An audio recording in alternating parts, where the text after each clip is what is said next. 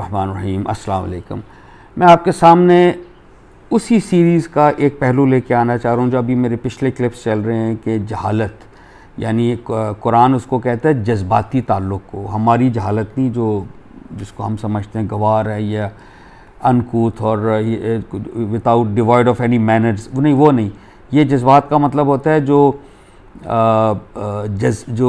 جہالت کا مطلب ہوتا ہے جو جذبات سے فیصلہ کرے، جذباتی تعلق۔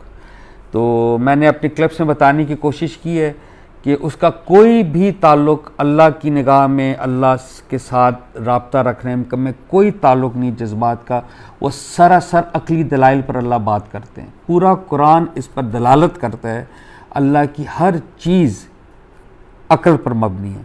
میں آپ کے سامنے ایک آیت پیش کرتا ہوں، وہ بالکل قرآن کی جو سورہ البقرہ کی بالکل شروع کی آیات ہیں، جس میں اللہ فرماتے ہیں بسم اللہ الرحمن الرحیم، اعوذ باللہ من الشیطان الرجیم، بسم اللہ الرحمن الرحیم، الف لام میم، ذالک الکتاب لا ریب فیہ ھدی للمتقین الذین یؤمنون بالغیب، وہ لوگ جو ایمان لاتے ہیں غیب میں، یعنی we can't see God, we can't see the prophet, we can't see these books coming down, وہی we can't see the hair after.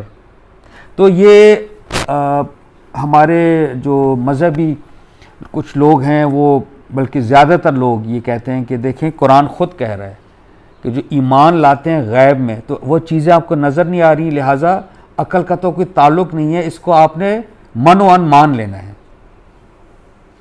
اور بلکہ وہ ایک بڑی مزیدار بات ہے کہ وہ قرآن سے دلائل دیتے ہیں، انٹلیکچول دلائل دیتے ہیں، یہ سمجھانے کے لیے کہ دیکھیں قرآن کہہ رہا ہے کہ آپ نے انٹلیکٹ یوز نہیں کرنا، یعنی کہ ایک ڈائیکاٹمی، ایک کھلا تضاد والی اسٹیٹمنٹ ہے کہ عقلی دلائل قرآن سے دیتے ہیں یہ سمجھانے کے لیے کہ قرآن کہہ رہا ہے کہ آپ عقل یوز نہ کیجیے۔ یہ کس طرح ہو سکتا ہے؟ دیکھیں میں آپ کو تھوڑا اس کے بارے میں بتانا چاہتا ہوں۔ یہ جو ہے نا ایمان بالغیب، ایک تو اس کا ترجمہ ہے کہ جو ہم غیب میں ہیں، اللہ غیب میں نہیں ہے، وہ تو اصل حقیقت ہے تو اللہ ہے، ہمیں اس نے ایک پردے کے پیچھے رکھا ہے، ہم غیب میں رہ کے ہم نے ان حقائق کو جاننا ہے، اللہ کو جاننا ہے، رب کائنات کو، آخرت کو جاننا ہے، جس کی منادی قرآن کرتا ہے۔ جو میرا کلپ ہے is Islam a complete code of life, جس سے میں نے عرض کرنے کی کوشش کی ہے کہ ایسی بات نہیں ہے، کیونکہ قرآن کا ایک ہی ڈومین ہے، ایک ہی اس کا سبجیکٹ میٹر ہے، آخرت کی یاد دہانی۔ اب وہ کس طرح ہوگی؟ ہم غیب میں ہیں، ہمیں نہ آخرت کا پتہ ہے، نہ اللہ دیکھا، نہ ہم دیکھ سکتے ہیں، کیونکہ اللہ پاک فرماتے ہیں کہ دیز آئیز کی not grasp me, these eyes ہمارے اندر وہ سکت نہیں ہے۔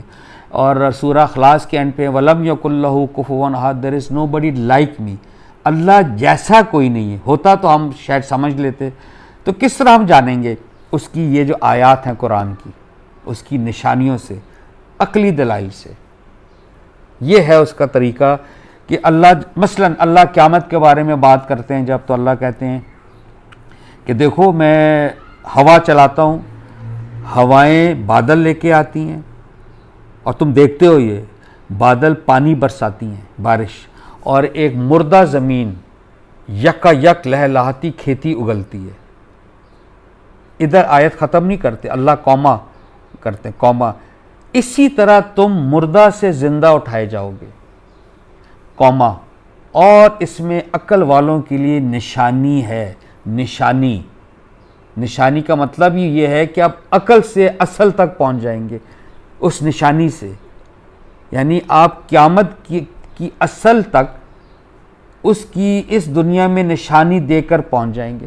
نشانیاں ہی نشانی ہیں۔ مثال کے طور پہ دیکھیں، مثلا اسپرنگ سیزن آتا، آٹم سیزن آتا ہے، when trees shed their leaves and the tree becomes dead، اور ونٹرز میں تو it becomes stark، بالکل برانچز ہوتی ہیں، ایک پتا نہیں ہوتا۔ what happens in spring؟ it sprouts life، پتے نکلنا شروع ہوتے ہیں، مردہ سے زندہ۔ بہرحال یہ وہ نشانیاں ہیں جس کے ذریعے ہم نے اللہ کی آیات کو دیکھ کر حقائق تک پہنچنا ہے۔ ہم غیب میں ہیں، ہم نے عقل سے، شعور سے اللہ کی وحدانیت تک، اصلیت تک پہنچنا ہے، جو ہمارا پرپز آف لائف ہے۔ بہت شکریہ. السلام علیکم.